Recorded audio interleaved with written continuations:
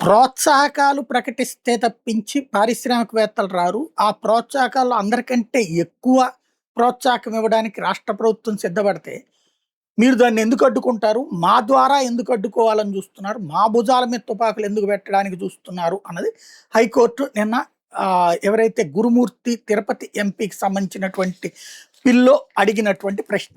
ప్రభుత్వాన్ని, రాష్ట్ర ప్రభుత్వాన్ని వివరణ కోరింది.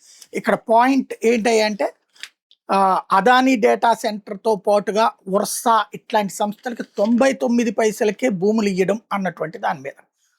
ఇక్కడ ప్రస్తుతం చర్చ అంతా నడుస్తున్నది అంటే అదిగో అదానీ డేటా సెంటర్ మేమే తెచ్చామంటారు. ఇప్పుడు వాళ్ళే ఆపడానికి ప్రయత్నించారు.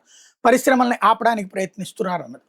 ఇది వైసీపీ చేతకాంది అంటే అది 99 పైసలు భూములు ఇచ్చిన సంస్థల మీదన వేశాము. అసలు ఫ్రీగా ఎట్లా ఇస్తారు? ఇక్కడ వేలం వేసి ఇవ్వడం అన్నటువంటిది గురుమూర్తి వేసిన పిటిషన్. వేలం వేసి ఇస్తే గనక ఎవడు రాడు. అది నో డౌట్ ఎట్ ఆల్. అక్కడ ₹1000 ఉన్నప్పుడు ₹20కి ఇస్తాం పర్లేదు గానీ సాంతం సున్నా ఏంటి? అది కూడా టాటా లాంటోడు, అదానీ లాంటోడికి ఏం అవసరం?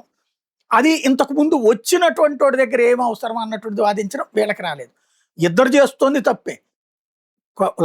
ఏది గుజరాత్‌లో ఎక్కడెందుకు లూలు మాలోడు హైదరాబాద్‌లో డబ్బులు పెట్టి కొనుక్కున్నాడు. ఇక్కడ మనం చీఫ్ అండ్ బెస్ట్‌గా ఇస్తున్నాం. అదే సందర్భంలో ఇంతకుముందు స్టార్ హోటల్ విశాఖపట్నంలో కట్టినోడికి ఇక్కడ భూమి ఫ్రీగా ఇస్తున్నాం. లేకపోతే 10 లక్షలకి, 20 లక్షల రూపాయలకి ఇస్తున్నాం.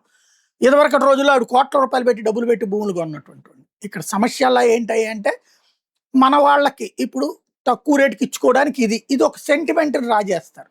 సేమ్ టైం నిజమైనటువంటి పారిశ్రామికవేత్తలు వచ్చినప్పుడు వాళ్ళకి వైజాగ్ కాకుండా అమరావతి ఎందుకు తీసుకోవాలా? ఇప్పుడు అనంతపురంలో తక్కువకి ఇచ్చారంటే అర్థం ఉంది.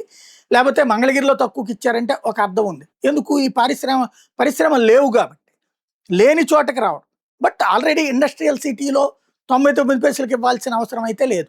కాబట్టి ఇది సరిగ్గా చర్చ జరగదు. మన సమాజంలో పట్టిన దరిద్రం ఏంటంటే ఆ పార్టీని ప్రేమించేవాడు, ఈ పార్టీని ప్రేమించేవాడు తప్పించి రాష్ట్రాన్ని ప్రేమించేవాడు లేడు. అందుకని మన వాళ్ళందరూ పక్క రాష్ట్రాలు పడి బతుకుతున్నారు.